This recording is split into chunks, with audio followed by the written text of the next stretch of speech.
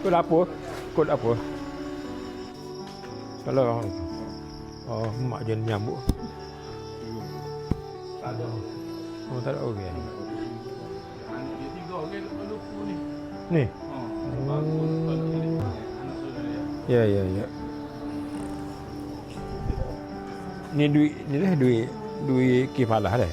Terima kasih. Dah.